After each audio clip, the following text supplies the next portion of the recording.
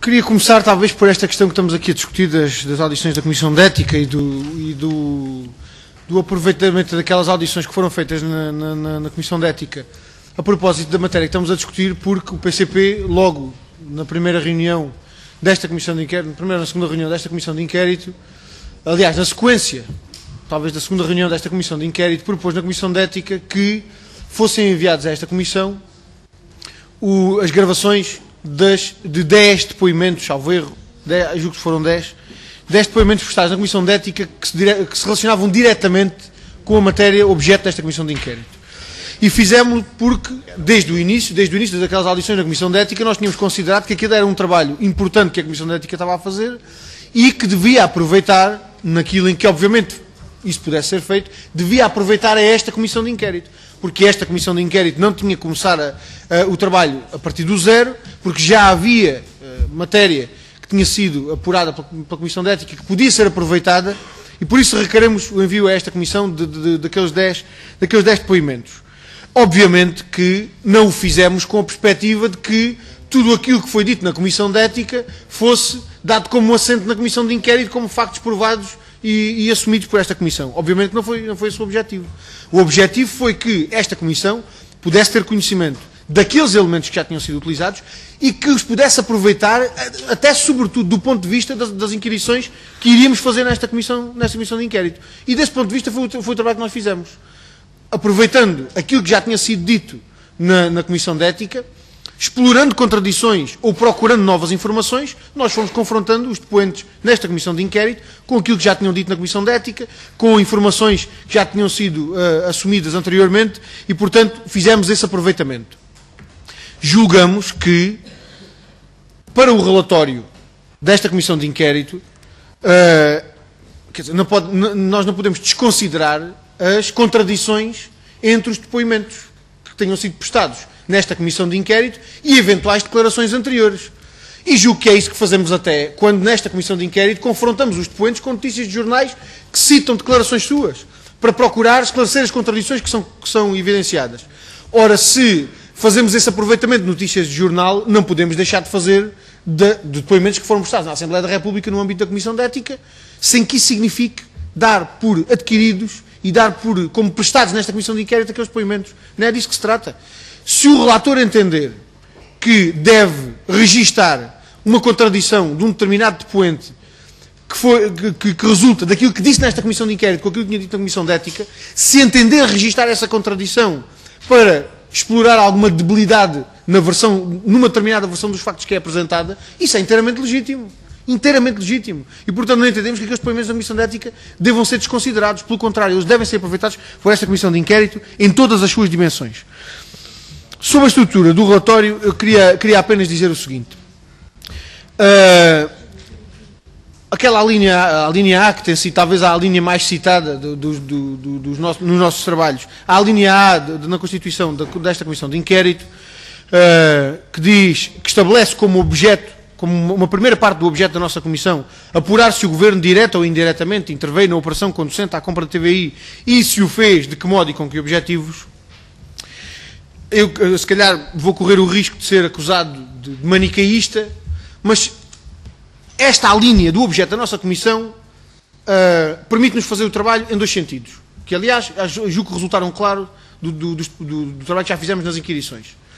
Há quem tente demonstrar que o Governo nada teve a ver com o negócio, que não tinha interesse nenhum em que aquele negócio se fizesse e que, portanto, que era perfeitamente inócuo, que o Governo não teve interesse nenhum e que não teve intervenção naquele negócio. Por outro lado, há quem tenha procurado obter informação sobre se de facto o Governo interveio, quais eram os motivos porque o Governo podia ter interesse naquela intervenção e de que forma é que iria dar concretização a esses objetivos. E eu julgo que na análise desta parte do objeto da nossa Comissão de Inquérito, não é despiciando o relacionamento que o Governo, particularmente o Primeiro-Ministro, teve com a TVI ao longo do tempo. Ou seja, as críticas que o Governo publicamente, particularmente o Primeiro-Ministro, fez à TVI, as sucessivas, não queria utilizar um termo muito forte, mas talvez as sucessivas altercações registadas entre profissionais da TVI, entre membros da sua administração e membros do governo ou dos gabinetes membros do governo. Esses são factos objetivos que esta Comissão apurou e que podem ser decisivos para definir os objetivos do governo da eventual intervenção neste negócio. E essa matéria não está aqui expressamente referida na estrutura do relatório. Essa matéria não está referida expressamente na estrutura do relatório, ou seja, o relacionamento do Governo com a TVI, as críticas que o Primeiro-Ministro fez diretamente à TVI, até elementos que possam ser compulsados para o trabalho desta Comissão de Inquérito, de circunstâncias concretas de reportagens que a TVI tenha feito, ou de declarações públicas que o Primeiro-Ministro tenha feito de crítica à TVI, eu julgo que devem ser objeto de tratamento específico neste relatório.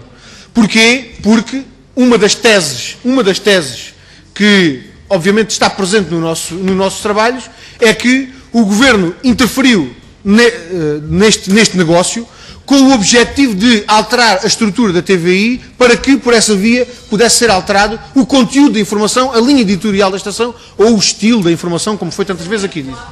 E, portanto, essa é uma das teses que está presente no trabalho que fazemos e julgo que, desse ponto de vista, não pode deixar de ser apreciada, aquela dimensão da relação do Governo, particularmente do Primeiro-Ministro, com a TVI. Presidente, corrija-me se eu estiver errado, mas não há nada na lei dos inquéritos parlamentares que nos obriga a votar a estrutura do relatório.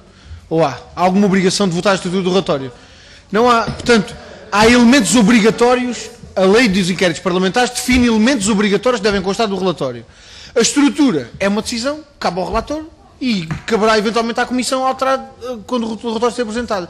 Eu só estava a pedir esta precisão, Sr. Presidente, pelo seguinte, porque eu sinceramente tinha encarado esta reunião uma perspectiva positiva de cada um dos grupos parlamentares poder pronunciar sobre uma proposta de estrutura do relatório. E até há 20 minutos atrás achei que era essa a perspectiva como estávamos aqui todos. Todos os grupos parlamentares fizeram sugestões em relação à estrutura, o Sr. Deputado Relator aceitou as alterações, as sugestões que foram feitas e todas elas estavam a ser integradas numa nova proposta de estrutura do relatório. Entretanto, surge a intervenção do Sr. Deputado Manuel Seabra e tudo isto fica de pernas para o ar e afinal, o Partido Socialista agora já diz que se vai abster, o Sr. Deputado Manuel Seabra começa a levantar problemas em relação a integrar... Não se vai abster porque não vai haver votação. Pois, quer dizer, Sr. Presidente, e o esclarecimento que eu lhe pedi era esse, nós não temos que votar a estrutura do relatório. A estrutura do relatório é da inteira responsabilidade do Sr. Deputado Relator. E, portanto, se já todos os grupos parlamentares disseram o que achavam sobre a estrutura do relatório, se já toda a gente disse aquilo que achava que devia ser a estrutura do relatório, acho que está feito o nosso trabalho e que podemos ir fazer outras coisas mais importantes que temos para fazer nesta Assembleia. Sr. Presidente, não querendo fazer de si pombo correio, porque obviamente não é essa a intenção, mas a questão que eu queria colocar tem que ver também com uma reunião, mas não é dia 12, é dia 14. Porque a inquisição que está marcada para dia 14, às 11 horas, julgo que coincide com um debate com um membro do Governo. Um debate parlamentar com um membro do Governo. Eu julgo que, obviamente que sou diretamente interessado, tendo em conta o conflito de interesses que se conjuga, tendo em conta as matérias que acompanham o meu grupo parlamentar.